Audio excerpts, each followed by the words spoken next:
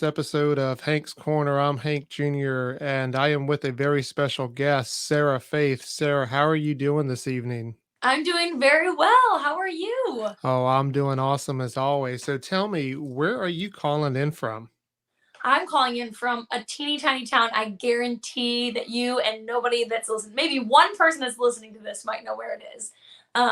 It's a town called Orlinda, Tennessee. Okay. And so is that your home base or you're just there for the holidays? No, this is my home base. I just moved. Okay. And I think I actually did see that you're a new homeowner, correct? I am. This How is whole that? palace is mine. Can you believe it? So how is that for you? Are you enjoying it? It's great. And you know what? The a lot of the decision making for me was I have animals. If anyone follows me, they know that I have animals. So the main decision making thing for this house was the land. So if they're happy, I'm happy. Like I'd be happy in a shoebox as long as they're happy. I don't care. And so I take it you have a lot of land. How many acres do you have? You know what? I only have about 3/4 of an acre, but it's Oh, just okay. enough for what I have right now. Okay. And you mentioned that you do have a lot of animals. What do you have? I have a miniature horse. She's about 10 and a half hands, about 600 pounds. Her name is Ella Jane. And I have 2 goats and I have a dog. Okay, so I'm sure they keep you busy all the time.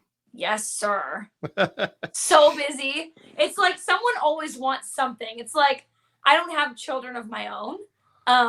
But I can only imagine this is kind of what it feels like. Like someone's always whining and someone's always hungry and someone's always going to the bathroom someplace. Like it's always a circus. I can vouch for that. That is like having children. So I must congratulate you. The news is out that you're going to be singing the national anthem at the Cotton Bowl. Tell me about I that. am. Yes. Actually, that news just came out today. So it's great timing for us to be hanging out. Yeah. So tell me about that. Are you looking forward to it? Are you a little nervous about it, or the combination of both? Okay. So um, I have quite the history with singing the national anthem. When I was a kid, um, I was a soccer player growing up my whole life. And when I got into high school, I don't know how it ended up becoming known that I knew how to sing or that I knew how to even sing the national anthem and not screw up the words or whatever, you know? So my high school soccer coach asked me to sing the anthem at our games, which was like such a weird thing because I would be playing the game, I would be in the starting lineup, and then I would go sing the anthem, and then I'd come running back on the field. And it was just like this weird thing. And I did it a few times in college. And then I started singing it at other events. And so then when I got asked to do it for this, I was like, what in the world? Like, I could have never imagined it in my wildest dreams, really. But so I'm not like nervous from the standpoint of like, oh, I hope I don't screw this up or whatever. I mean, it's just a lot going on this week. And I just like, I'm like anxious, excited, like with adrenaline, I feel like more than anything. Yeah, so with everything going on, you might not be able to enjoy it, but until you look back, and I know you take a lot of videos, a lot of pictures, and you do post that. So you maybe go and just have to look back about a week or two down the road and say, "Hey, that was a good time." That is very valid. I'm gonna have to probably relive this vicariously through whatever I capture. But I do take a lot of photos and videos and stuff. But I also like as a human really try to like stay in the moment so that I can be in it. But for this one, I might have to make an exception because I don't know how in the heck I'm gonna actually get myself to be like, it just I don't know. It's kind of a crazy thing. Such a dream come true. Honestly, I'm just so grateful and blessed that they asked me to do this for them. I'm just like can't even believe it. Yeah, that's awesome. And so you said you've been singing it for quite a while, the national anthem, that is. And did when you first started singing it, did you have any worries about singing the national anthem because it's different from any other song that we would sing? Yeah. So no, not really. And I think that's because um the first time I ever sang it was probably in choir in like 4 or 5 part harmony, whatever. But I'm pretty sure the vast majority of the times I've ever sang it, it's always been a cappella. So like I've just never known it any other way. And I feel like when you learn it that way and it gets ingrained that way, it kind of has another level of comfortability because whenever I'm singing it, it's always only been on me. It's always been kind of a solo thing outside of the times when it's with a choir.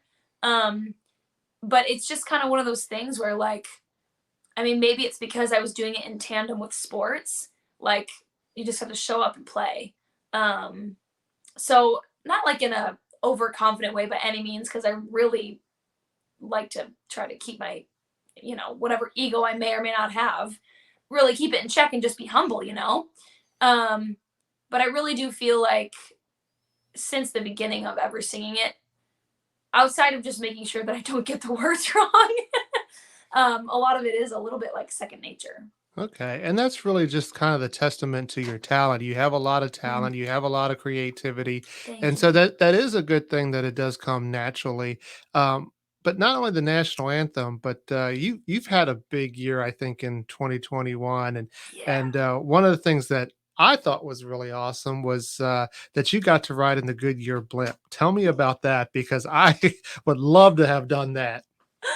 Okay, so I mean, there were things that I knew were part of winning the Garage to Glory contest with Goodyear, and then there were things that they just kept springing on me. The national anthem is one of them. That was never part of the deal.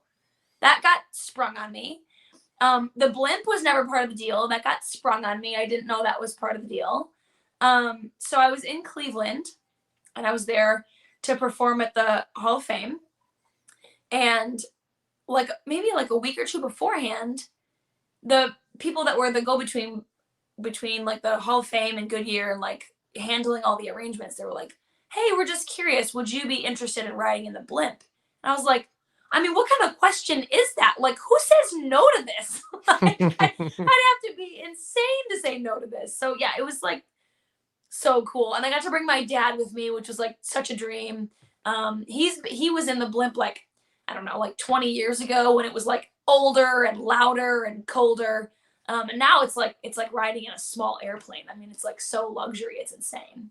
Oh wow, well, that was definitely, like I said, a moment that I wish I could live. So I'm glad that you got to do that, and so good for you. But so tell me a little bit more about 2021. Like I said, because we see things a little bit through your social media and how you post things. But you tell me, was it a good year? Was it a rough year? Was it a combination of both? It's been a combination of both, to be very honest. And if you, like you say, I do tell quite a bit through social media. Um, and it's kind of a blessing and a curse. I just feel like my vulnerability has really become my strength in all of this, and talking about things that I went through as a kid and things that I've gone through in my whole life, and I'm currently in another season of change in my life, which has been kind of a roller coaster. Um, but I would say that all in all, 2021 has been a year of God, just immense gratitude, to be very honest with you. It's been also been like a journey of trusting myself and just trusting, the journey that I'm on and that the universe has plans for all these things to come together. Um, took the leap in 2019 to even move to Nashville in the first place. And at the time I had like a thriving photography company, but I threw it in the dumpster to come here. So there was a lot of trust involved in that. But I think even then I was still like thinking like, oh, well, I mean, if it fails, I'll just figure out something else to do. And 2021 has really been a year of like, if it fails, I'll rebuild the house. I won't do something else. I'll still do the same thing. I'll just do it differently and not as flimsy as apparently that house may have been. But thanks be to God, like nothing has crumbled. Everything is going up and up. Like a lot of things are coming together and working together. I released an album this year. I played at the Hall of Fame like I won a contest this year. Like this year has been insane as far as music goes, and it's really been a very true testament to what I always say is that like this music has been my therapy so many times.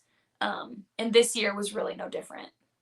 And I really like how you are open on social media because, like you said, you're probably putting yourself a little bit vulnerability out there. And but for somebody like me who certain topics like anxiety or depression or mental health and stress management and all those different things kind of mean a lot to me, and it's near and dear.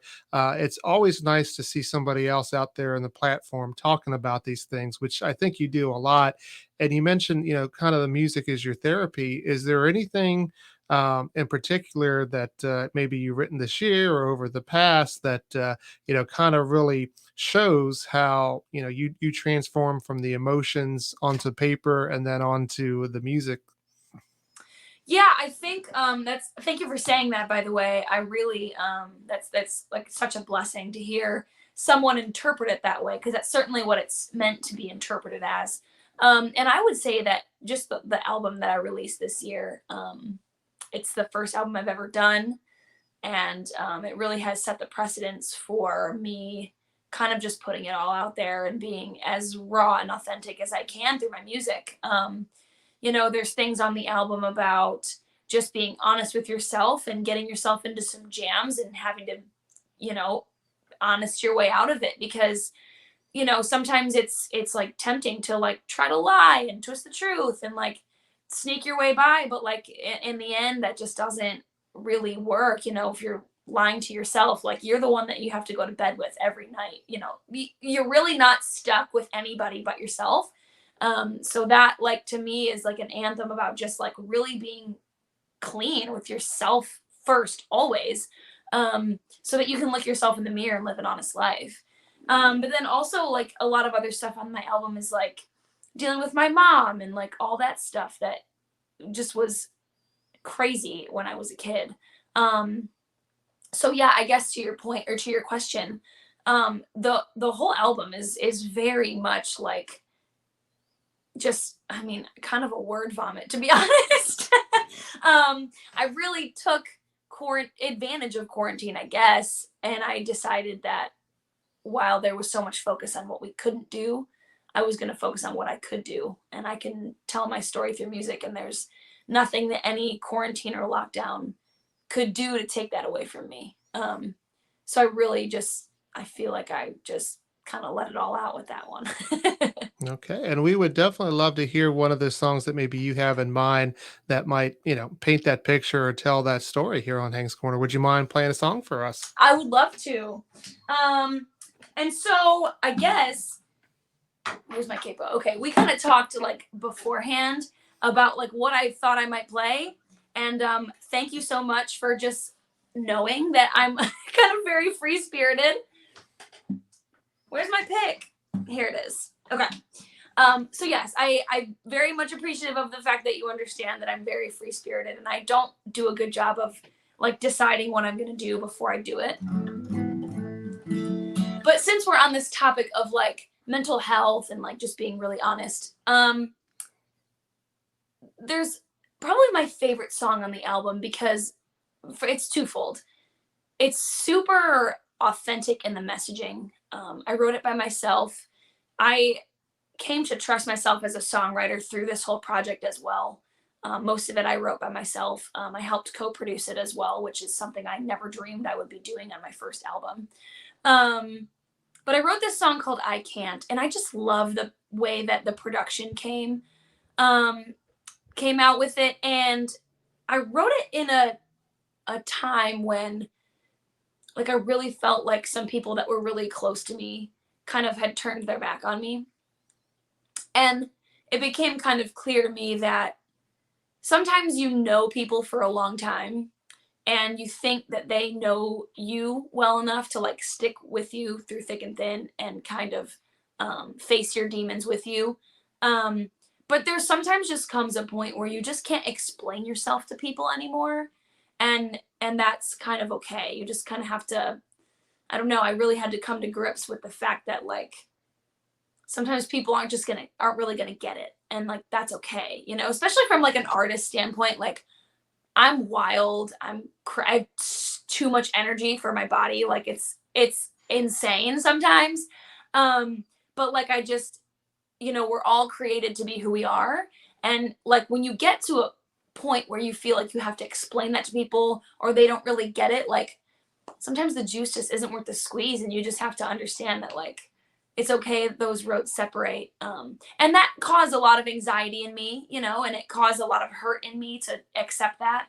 But now on the other side, it kind of opens your eyes to figure out like who your real people are that are really going to be there through thick and thin. So All right, everybody. Well, here's that's Sarah Faith singing "I Can't." that's the long-winded version. So here we go.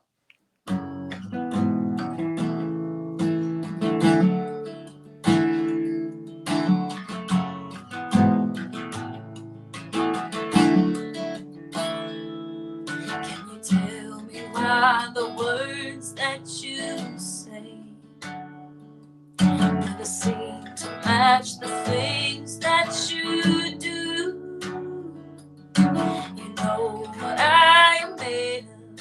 What are you so afraid of? Do you think that I can't handle the truth? Can you tell me how we got to this place? I never thought that this is what we'd become.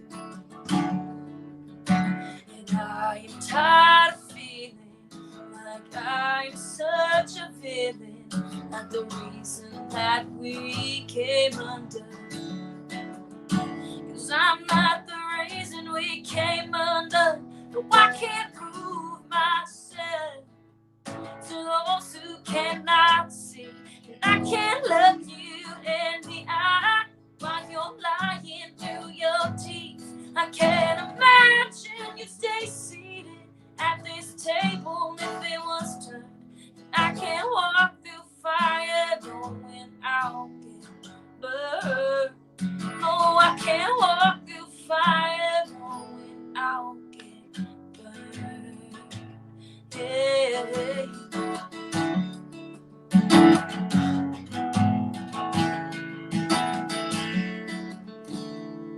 Oh, it's just like being tried for a crime, but it's one that I didn't commit. In front of a jury that's bound and determined to see that I'm paying full for it, that I'm paying full for it.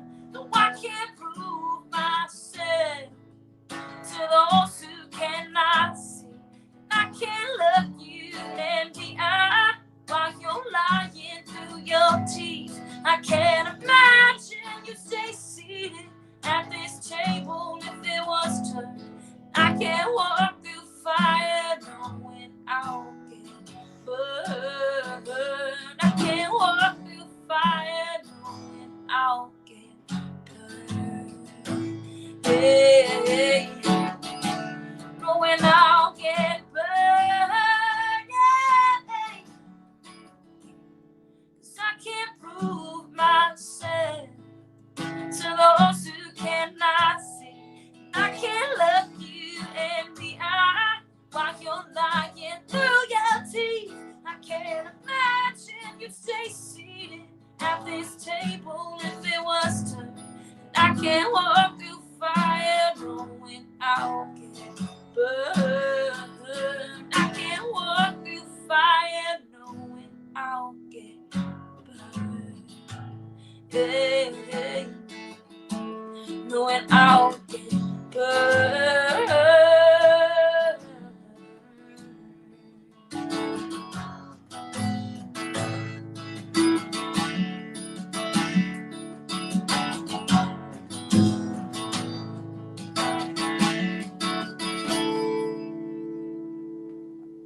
And that's Sarah Faith and Hank Jr. here on Hank's Corner. I love that song. I think it's typical of you to be raw and emotional. Tell me, how do you go about writing something like that? I get really angry. And I'm just kidding. No, so every song is a little bit different. So like sometimes the chords come first, sometimes the melody comes first, sometimes the words come first. This one, the emotion definitely came first with this one.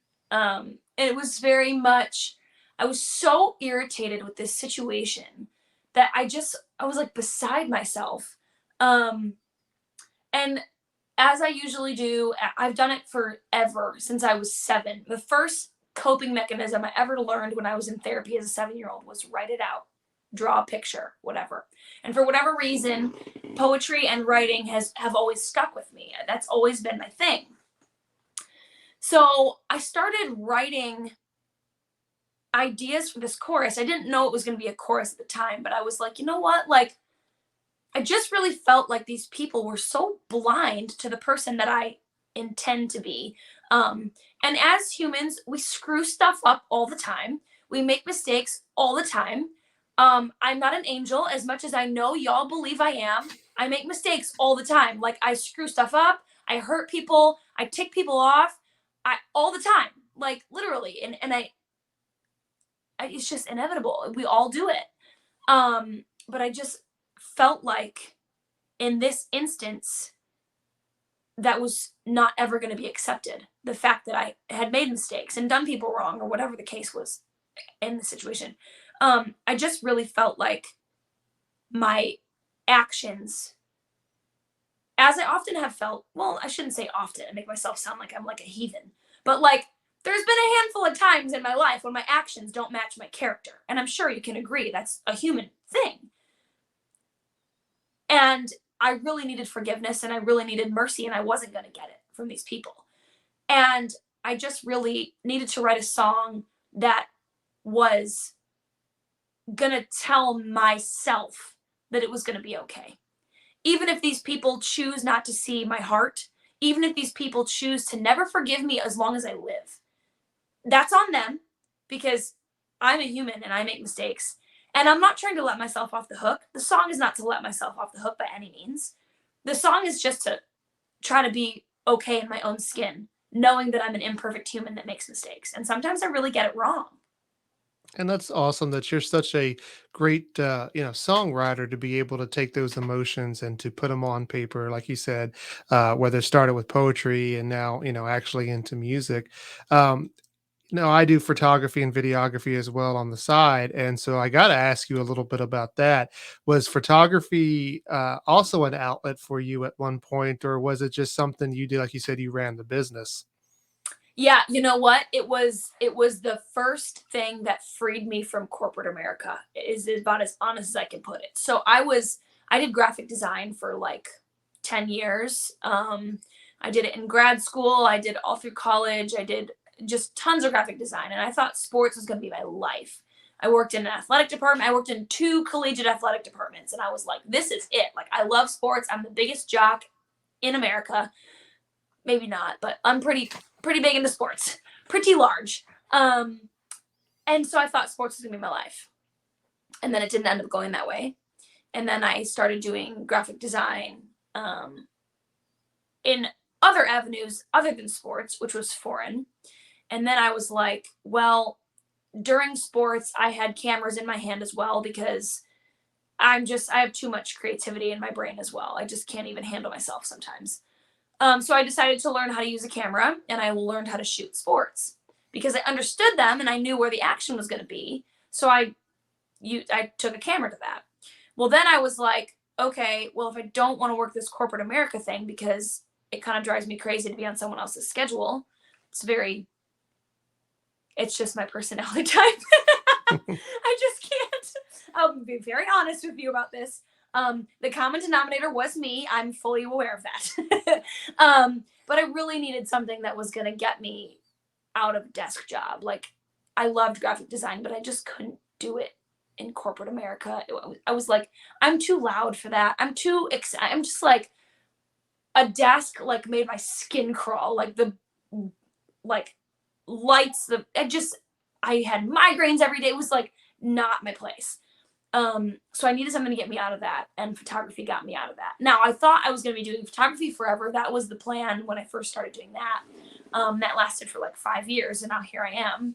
But I was doing a lot of weddings, like 35 weddings a year, like a ton of weddings.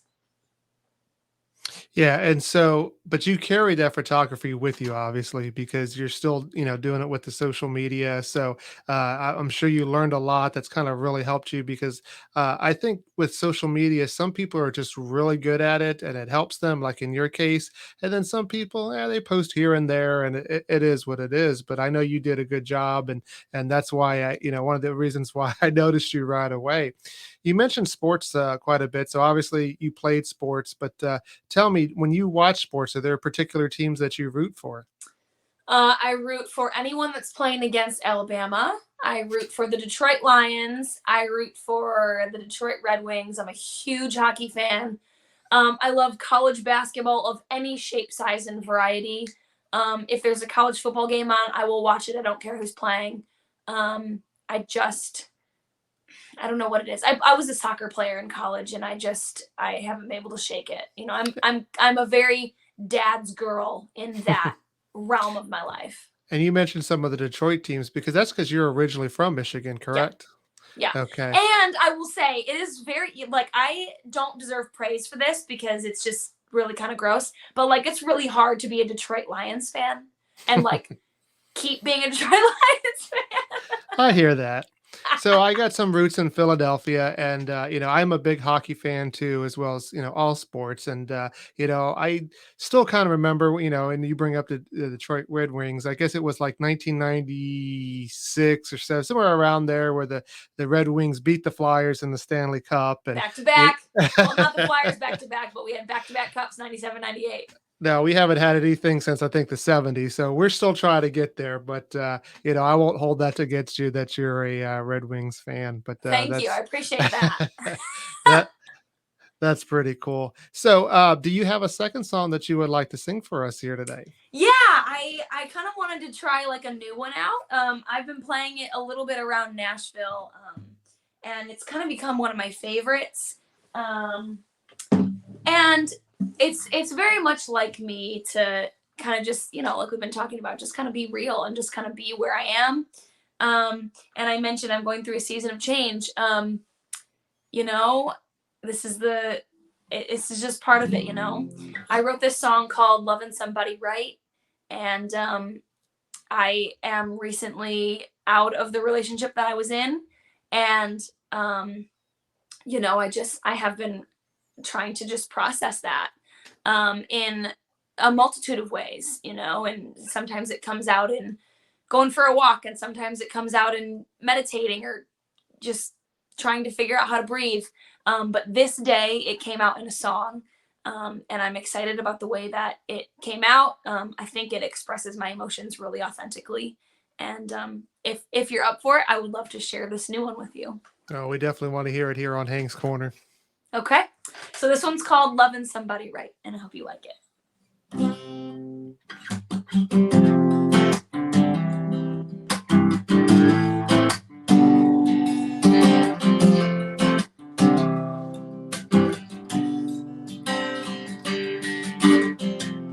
In the beginning, no, we could never get enough. It felt like you and I were so lucky to find this once in a lifetime love. But time kept right on moving, just like it always does. And laid a way to separate the two of us. This door may be closing, but my heart is open. It may be broken, but I know when a good thing comes, I'm gonna let him pull me close. Gonna let him sweep me off my feet. Gonna let him see the sides of me that you decided to leave. I'm gonna hold on with all I've got, but never too tight. I'm not gonna let you do it me wrong. Keep me from loving somebody right.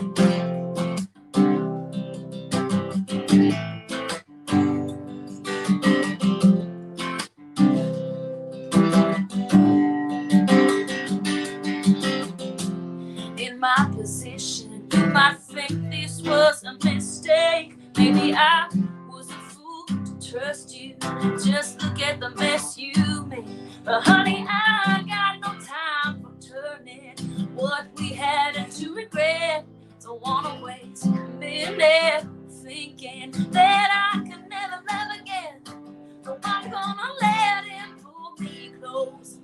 him sweep me off my feet. Gonna let him see the sides of me that you decided to leave. Gonna hold on with all I got, but never too tight.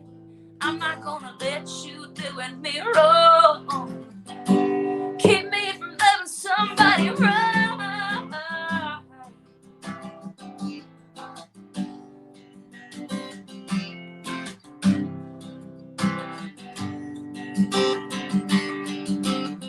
This door may be closing, but my heart is open. It may be broken, but I know when a good thing comes, I'm gonna let him pull me close. Gonna let him sweep me off my feet.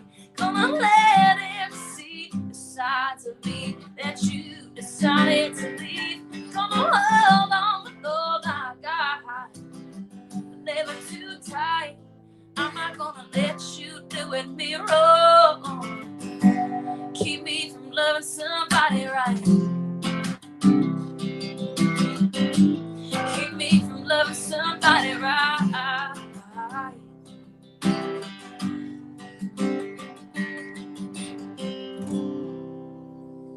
And that's Sarah Faith singing something that's not even out yet, Loving Somebody Right, here on Hank's Corner. So you kind of alluded that, this is a little bit of a change for you. You're going in a different season of life. So what can we expect from you in 2022? And what are some of maybe your goals and resolutions?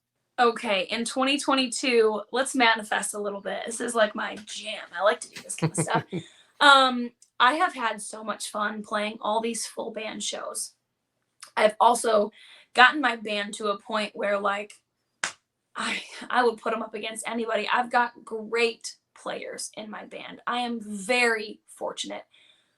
Not in a self-deprecating way, but man, I swear I don't deserve those guys. They are so good. I'm so lucky. So in 2022 there will be many more full band shows because I'm addicted to it. I mean, it was the dream all along, honestly, but now that it's so naturally fallen into place, I'd be doing myself as well as them a disservice if we didn't get out there and play. We've got to get out and play way more than we did in 21. And are But I'm you so looking go Go ahead. ahead. I was gonna say, and are you looking to travel to do some of these playing, or are Oh you gonna yeah. kind of focus there in Nashville? No, I would love to travel. I want to get anywhere that wants a kick band. I'm down to play. um, so I really believe in these dudes, and honestly, it's twofold too because I'm so grateful they believe in me and they believe in what I'm doing and the project and the vision. Um, which as like a newer songwriter in town is I think hard to find, and so I'm just so blessed to have them. So lots more full band shows for sure, and also I'm already working on another album. So we talk about change and seasons of change. The first album was very much like this is who I am, this is where I come from, and then this next album is very much this is where I am and this is what I'm doing. In the same flavor of relatability of, this is stuff that we all go through. We all go through hurt. We all go through pain. This is just another chapter of that in my life. And I want to share it because that's just kind of what I do. It's just what I know to do. It's what I feel like I'm supposed to do. And in as diplomatic and authentic of a way as I can, I plan to do that. All right. Well, we definitely look forward to this album potentially coming up next year, and maybe seeing you traveling around the country. Of course, if you come down here to Tampa, Florida, would love to see you. So You know what? Most of my band is from Tampa, so I bet we could swing. Okay. Well, let's do that. I'll definitely have a front row seat for that one. Heck So yeah. and I wish you the best in 2022. I hope you do achieve all the goals and even further. Like I said, it seemed like 2021 was a great year for you overall, and I hope 2022 is even better. So thank you for coming on my podcast, and I do hope that you come back on as a guest sometime soon. I would love to. Thank you so much for having me, Hank. I really appreciate it.